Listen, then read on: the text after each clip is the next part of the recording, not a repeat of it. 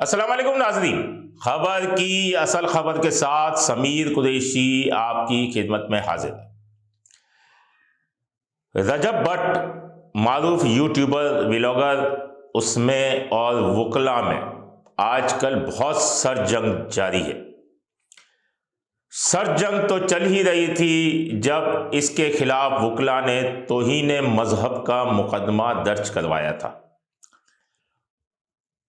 और उसके बाद ये जंग सर जंग न रही और बहुत बड़ी गर्मा गर्मी और तशद्दुद में बदल गई कि वो जब सिटी कोर्ट पेशी पर आया, उसके साथ मियां अली अशफाक वकील थे, एक बहुत बड़े वकील हैं वो सुप्रीम कोर्ट के, उनके साथ वो आया तो उस वक्त वकला ने उसको तशद्दुद का निशाना बनाया, जिसका मुकदमा गुज़िश्ता रोज़ सिटी कोर्ट थाने में दर्ज कर लिया गया मियां अली अशफाक की मुद्दत में, जिसमें उन्होंने कहा कि उनका क्लाइंट रजब भट्ट जब सिटी कोर्ट में आया तो 15 से 20 वकला जो कि सूरत शनास थे, उन्होंने रजब भट्ट पर हमला किया और उससे बैग भी छीन लिया। उसके बाद एक वकील ने उनका बैग भी वापस किया, लेकिन उस बैग में 3 लाख रुपए थे जो कि न मिले।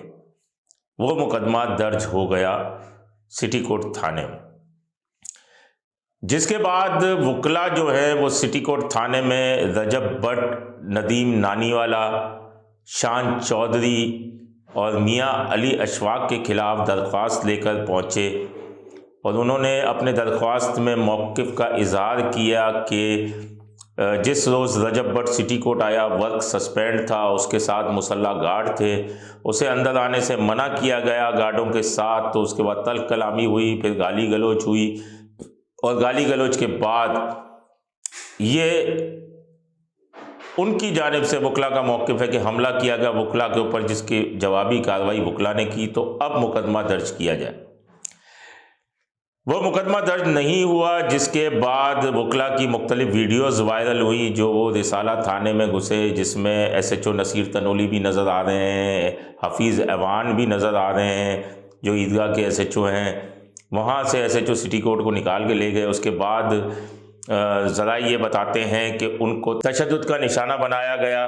कायम मुकाम SSP सिटी है आसिफ रज़ा बलोच, जो कि SSP AVCC है, चार्ज है उनके पास सिटी का। उन्होंने कहा कि वकला ने दरख्वास्त दी थी और उस दरख्वास्त को एंटरटेन नहीं किया गया, क्योंकि कानून है कि एक FIR, एक ही वाक़े की 2 FIR नहीं हो सकती, जिसकी वजह से FIR नहीं हुई।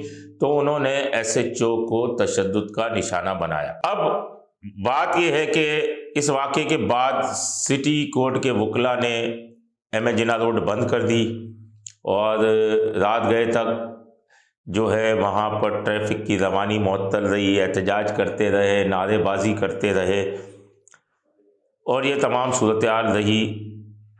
उसके बाद मियां अली अशफाक जो है उनका भी मौक़िफ़ सामने आ गया कि कराची बार के जो सिंध बार के आमिर विडाइच हैं और रहमान कोराई हैं, इनकी जानिब से जो कुछ मसालियत के लिए वकला में और इनके दरमियान कोई मामलात को हल कराने की बात की गई है, जिसका उन्होंने खैर मकदम किया कि मामला अफ़ाम व तफ़हीम से हल हो जाए। और ये उनका ट्वीट भी सामने आया और उसके बाद जो है, लेकिन तमाम सूरत हाल के बाद अगर कानून से टकरा जाए तो ये एक बड़ी बुरी सी बात होती है। वकला हमारे मुआशरे का अहम हिस्सा है, पुलिस हमारे मुआशरे का अहम हिस्सा है। बात यह है कि इस वाक़े के बाद वज़ीर दाखिला व कानून जो ज़िया लंजार हैं, उन्होंने भी बड़ा अफसोस का इज़हार किया।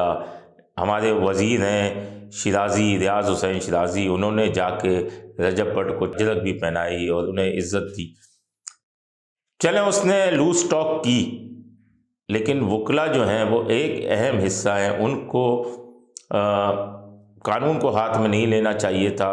और पिछले कई रोज़ से हम देखते आ रहे हैं किसी पुलिस वाले पे भी तशद्दुद हो रहा है, कहीं कुछ हो रहा है, उसमें वकला नज़र आ रहे हैं। वकला की एक अहम जिम्मेदारी होती है कानून संभालना, और अगर कानून संभालने वाले कानून शिकनी करें तो एक बहुत बुरी सी बात होती है कि इंटरनेशनल लेवल पे क्या मैसेज जाता है।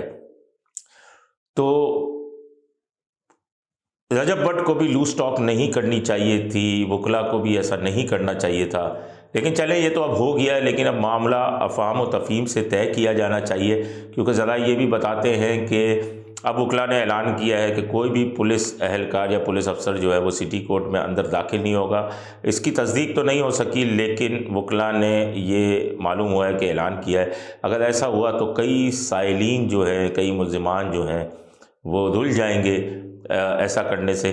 तो इनको वकला की टीम को भी चाहिए कि वो दिल बड़ा करें, और रजब भट्ट के वकील को भी चाहिए दिल बड़ा करें और अफवाम तफहीम से ये मामला हल करें, क्योंकि ये किसी सूरत में भी न रियासत के लिए अच्छा है, न ही वकला के लिए अच्छा है, क्योंकि वकला की नेक नामी होती है, वो भी दाव पे लग जाती है।